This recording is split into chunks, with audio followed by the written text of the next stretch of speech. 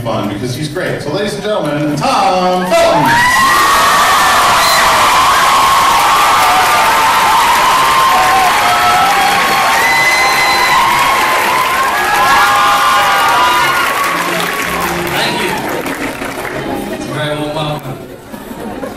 Music for effect? That's dramatic music for effect. That is a first. Yes. How are we all doing? We all good? Very much for having me. It's been a fun trip.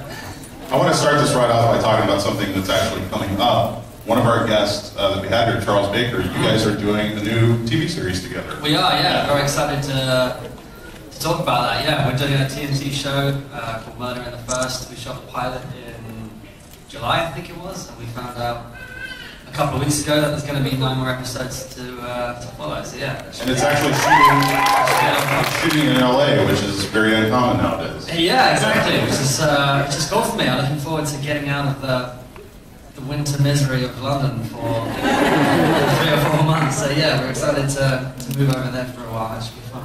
Yeah. Well, I know you guys have tons of questions. I could sit up here and talk to Tom all day, but I would rather make it about the audience. So we're just going to start with the questions. Let's start right over here. And what's your question, Anna? Hi. Hey. For one, I just wanted to let you know you've been very adoring fan. I got some people that you first because they were nervous to speak to you. But I just wanted to ask, how do you like being the villain? Do you enjoy being the villainous character, or do you rather? In a nutshell, yes, basically. It's good fun to play someone who's vastly different from yourself, and Draco is definitely that in many respects. I think the villain gets to have a bit more fun with it, right? I think... have a little more attitude.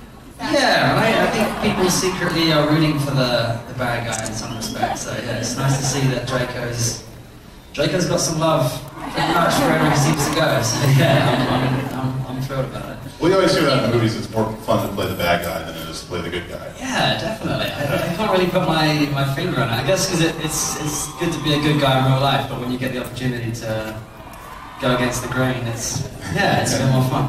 Nice. Can we get like a scowl from you real quick? I can't do, I get this one regular. It's one of my most popular requests. It's really weird to see you smiling so much. I know, sorry. Yeah. Mostly kids are actually more freaked out by the smile than they are. Let's go right over here. If you could teach a class for the whole entire day, and at the end of all the Harry Potter movies, you and your family just kind of walked away. So, what does that really mean? I was hoping you could shed some light on it. It's beautifully left to your interpretation, I think. It's not really, I think that's how Joe wrote it. There's not really, it's not really an ending for their family. Who knows which they were. I think they may have got a divorce. Tensions were high during the... You don't think you all went to like In-N-Out Burger and just like... It's a possibility. Draco was keen on a double-double. Animal style as well. So yeah, I don't know. It's quite cool that they do the 19 years later bit and we see that Draco has settled down with his own little family. It's a good question though. Next time I'm with Jo, I'm definitely going to pick her brains as to what happened over those 19 years and what happened to poor old Lucius. Alright, let's go right back over here. Hi, first of all, I just wanted to say thank you for being here because this is my birthday present. Happy birthday. Happy birthday. Well, my birthday is on Monday. Alright, well, you shouldn't have told us that. No, it's today. I had a question. If you could rename the Slytherin house to whatever you wanted to do, what would you do to it? Wow. Rename the... It's a unique question coming out of this audience. Great fart! Hey farts? Is that a genuine recommendation? I don't know. I don't know, it has to be something slimy, wouldn't it? Slytherin just seems so perfect. Slimer balls. That's why she's the writer. So that's a pretty terrible suggestion. Do you have anything better than that? No. And also, my friend wanted me to tell you, quote, tell Tom Tom Felton that I think he is super mega foxy awesome. I just told you that backstage. You just texted her as well? Yeah, actually, I did. All right, right over here. My name is Abby, and I was going to ask you, what's the most memorable thing you've learned in the whole Potter experience? It's tough. It's a bit like saying your school years. What's the thing that you take away from your school years that you really cherish or that you've learned? It's a tough one, really. Just to enjoy yourself and try and make the most out of everything. It sounds bizarre, but through some of the early Harry Potter films, I didn't really.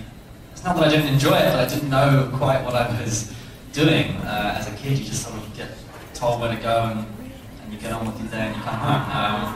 So yeah, it took me a few years actually. It was around Half-Blood Prince that I looked back and thought, wow, I'm in a pretty cool place. Actually, it's probably when I started coming to these things that I realized that what a cool thing it is to be part of something that's touched so many people's lives. And so many people say that they've grown up with me in a weird way, and I feel like I've grown up with millions of people around the world. So yeah, I feel pretty lucky for that.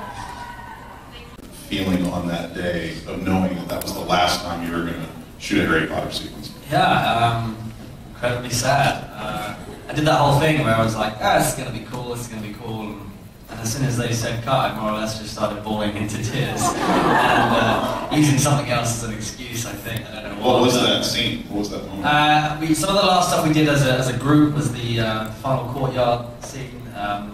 Voldemort's hug was one of the last awkward moments. And actually one of the last things we did was a night shoot just by myself. I think Draco just walking away from that battle or a previous one, I forget exactly.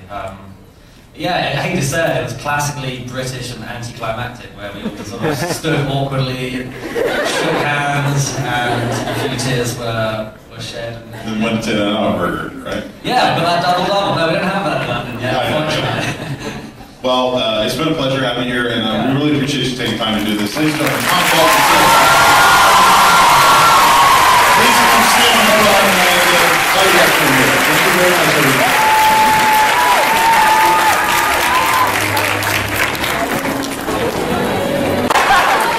John, you are ruining my introduction. Hi, everybody. I'm Mark Walters. I'm the event manager of Fan Days. I'm not going to waste any more time. Let's get him up here. John Barrowman!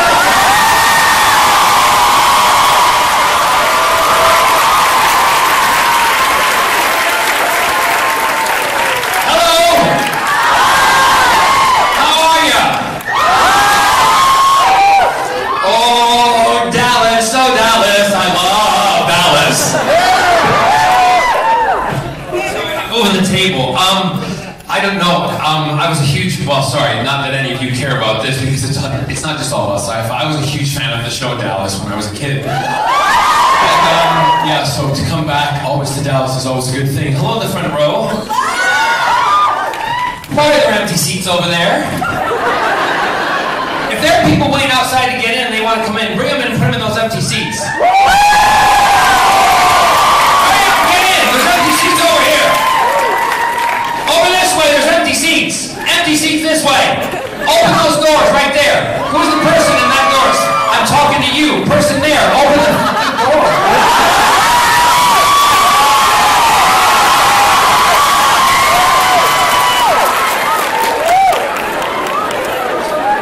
There's space. Come in if you want to come in. Did you miss it? Come on in.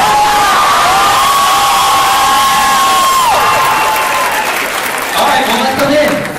All right! 5 minutes, so don't give me attitude, orange shirt. This is my show.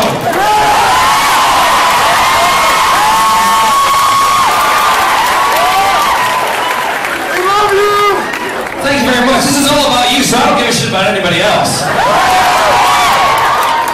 Hello! So, sorry about being a little bit late. I had to do the photo ops. There was more people than we thought. So they're stood there letting people in. I just like to go right to questions because I feed off of you guys. And I have a good time, and hopefully you'll have a good time. Sometimes it's a bit PG-13, so I apologize right now, but I am what I am, and I speak my mind, okay? And if you gotta explain anything to the kids, that's gonna make such a good ride home.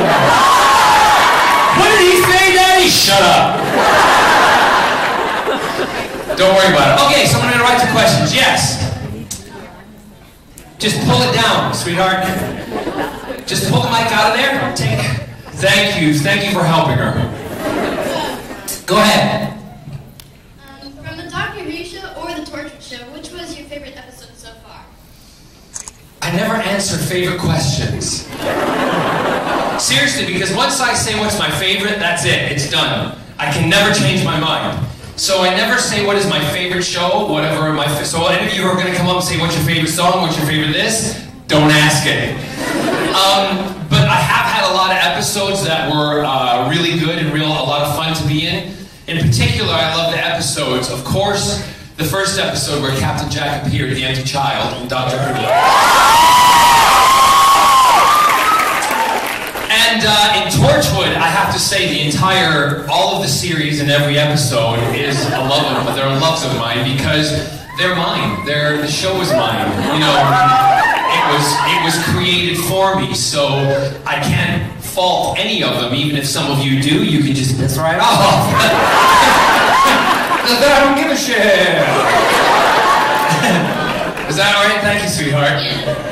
Thank you. Yes.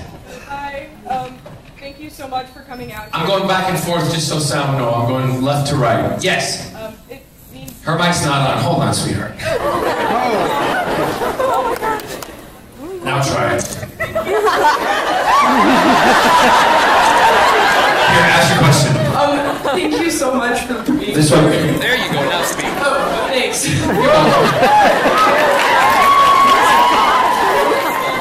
Go ahead. Don't squeak too much. I don't want to be wiping things up over there. Oh, like you didn't think I was going to go there. What's your question? Thank you so much for being here. It means a lot to me. I heard you talk in Chicago, and it was just amazing to hear everything you were saying. I've been having some troubles, and you've really helped me out a lot. Like, I thought I was kind of a freak and that I should change for not being straight or... All my life, I didn't know I was probably being gay, da-da-da-da. Oprah moment, can you sing for me? First of all, the first part of your question, I say, and I know I was quoted, and I probably will get the quote wrong, but don't ever apologize for being a nerd, what is it? Someone knew it, the asshole line. Who, anybody? Go. It's don't apologize for being a nerd because people don't apologize for being assholes. Right, don't apologize for being a nerd because people don't apologize for being assholes. And it's the same way. Never apologize for being gay or for who you are, because you know what? We are no different than anybody else, and the world is going to change because we are going to be treated equally. And I'm one who's going to fight for you, stand up on my feet. We need to put on such a good show for you guys because you've changed my life. You've given me everything I've dreamt about. So, and having said that, first of all, thank you very much for that. But because of that, my sister's dream was to become an author. So if I could help my sister become and live her dream, I then do that. And my sister, having written the books with me, we both were best-selling authors with the Sunday Times for 13th week. So she's a bestseller now. So it's an incredible thing, ironically, that you guys have given to me, and now I'm able to give it to somebody else. So I just want to say before we wrap up, I thank you very much. Scott thanks you because you've changed our lives, and we totally appreciate it, and we will never, ever forget it. Thank you very much, Dallas.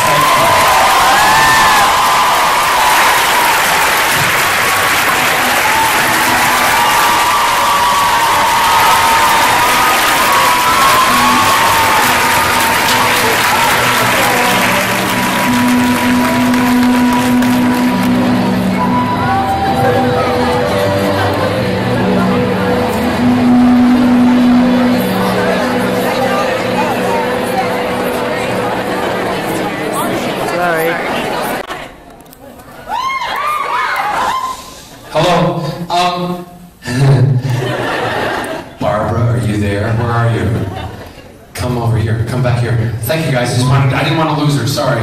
We're just gonna go do it.